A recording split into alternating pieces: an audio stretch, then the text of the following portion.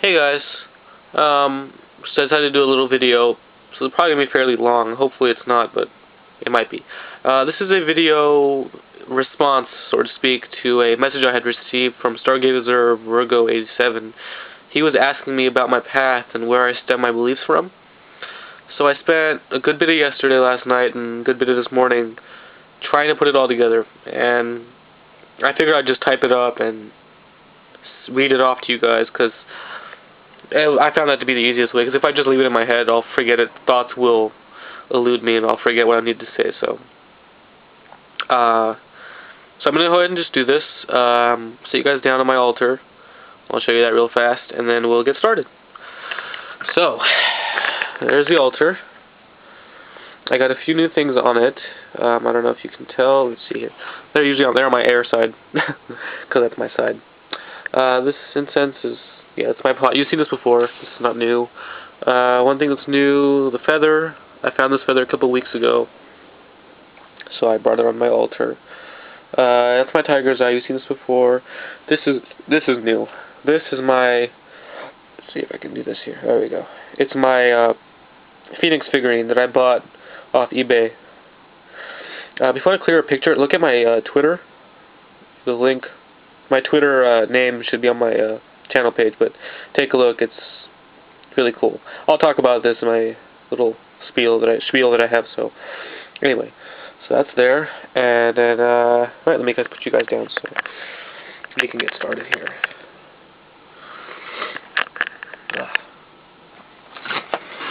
Alrighty, hopefully you guys can see me. Let's turn this switch a little bit. Okay, cool. Alrighty. So here's what I believe. Okay, the God and Goddess. I don't believe there's a specific one God and Goddess for me.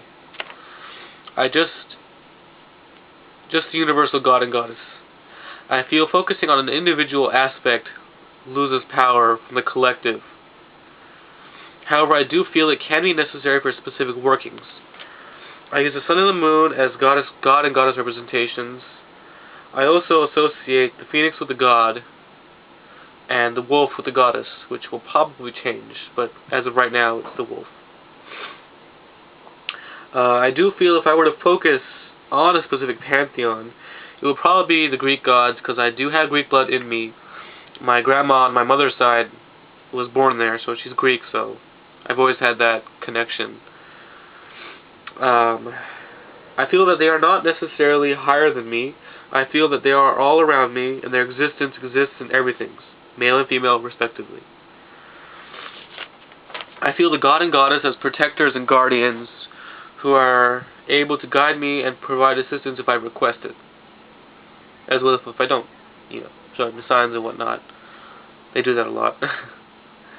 Okay, the elements. I have a strong connection to the elements. They are my main source of power for me, other than my own divine energy that I pull from the universe. I believe they exist within nature, other than as literal earth, air, fire, and water. And sometimes they manifest as various spirits, such as sylphs, undines, gnomes, and salamanders. I know some see them as manifesting as fae, but I don't have much knowledge on the subject, and until I do, I can't say I relate to the elements of the fae, or fairies, as some people call them. Because I don't know, it's going to take me some time to sort of take that, I guess like a stigma of like, you think fairy is like a feminine little creature or being, even though I know that, I think, who does it? Brittany does a video and she's talking about it. She does say that, they are nature spirits technically, and I did connect with that aspect of it. But I don't feel like I don't want to call them fae. I feel like that takes away from what I'm trying to refer to. But anyway, so my basic morals, ideals, and values. I don't know what to call this part, but it's going to be whatever comes to my head at the time. They're pretty much the same as basic morals discussed throughout Wicca. I follow the read. I don't take "and it harm none, do what ye will" literally, but I do feel it rings true. The positive and negative... wait, no. I do feel the idea is valid, I'm sorry. On the threefold law, a lot of arguments go back and forth about this idea, but I feel it rings true. The positive and negative may not always be clear or come back massively times 3, but like it states, negativity spread comes back times 3, positivity spread comes back times 3. Basically like karma. I seek and see constantly balance in all things. Light and dark exist side by side. One can't exist without the other. Okay? You can't have light without dark. You can't have dark without light. That's just, you can physically see that. Okay. Let's see what else. I don't believe in an ultimate manifestation of evil, but like I mentioned before, negative energy and dark exist. I hold firm to the wheel of life. It is a constant cycle of life and death, in and out. Matter is neither created nor destroyed. That's an idea that I hold firm to. Basically, the idea comes down to my understanding that matter exists in all forms. That comes down to my idea. Comes down to my understanding that matter exists in all forms. One can manipulate the energy to manifest matter. It is not pulled out of thin air. Okay, it exists, and it's just you're able to manifest that particular. The energy exists, whether you manifest it or whether it is manifested at the moment in time or not. But you can do it if you want, so that's what that is. Okay, so that, so like if I do this a lot, like when I, focus on an intention and I want, water, I'm not, and then it happens, I'm not pulling water out of thin air. It's not like I'm sitting down and a glass appears on the table. No. Well, it might, but I haven't had that happen just yet. Usually it's in a bottle. But, it's not like I'm pulling it out of thin air. You can't create matter. Matter isn't created or destroyed. It is. It exists as energy. Okay, energy is always there. So anyway, I believe that the idea that the universe is infinite in I believe in the idea that the universe is infinite in its possibilities. Whatever matter is manifested is basically one small manifestation of the collective energy. There is no one set possibility. Okay? So basically, if whatever manifestations that there are, both magical and mundane, that's just one possibility of that energy. That's just one manifestation of energy. It's not the set one. Like, that's not the only way that that energy can manifest in that form of matter. Okay, death. Life is a journey.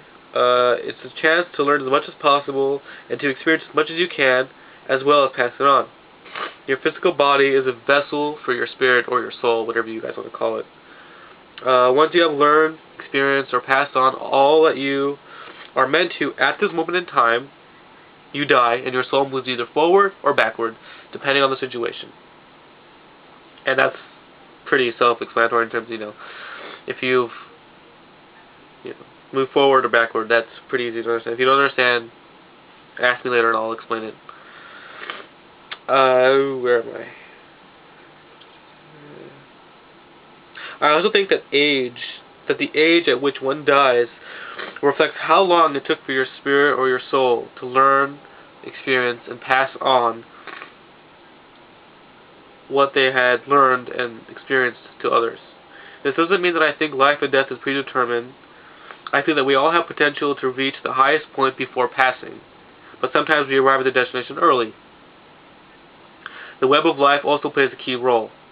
All life is interconnected, whether the connection is apparent or not. Everything is influenced by everything. It's like the water ripple effect. So that also plays into the role of life and death. The ripple of somebody else's actions reflects and connects back to you in some shape or form. So it's always going to come back to you. And that kind of plays in, because some people always say, well, what about instantaneous death? What if you die in a car accident because of some drunk driver? Life is interconnected, okay? That particular person's path was that, and you happen to just be in the way. Not in the way, but life is interconnected, okay? So if that particular set of events was meant to basically the ripple affected your path, okay? It's all connected, so the ripples connected, and it's all kind of intense, and I'm probably screwing it up as I'm trying to explain it, but again, if you don't understand it again, feel free to ask me, and I'll be able to put it into better words. Okay, now I'm going to go talk about my craft itself. I don't follow any one specific tradition set up in terms of my altar. It's pretty standard in my opinion. I have the 4 elements, the god and goddess, the chalice, wand, athame, and pentacle. I also have a few personal items that I have connection to. My tiger's eye egg that you guys have seen in other videos that I showed you as well right now was given to me by my grandfather, who passed away last year. I have had it for over 10 years. He gave it to me when we were really little.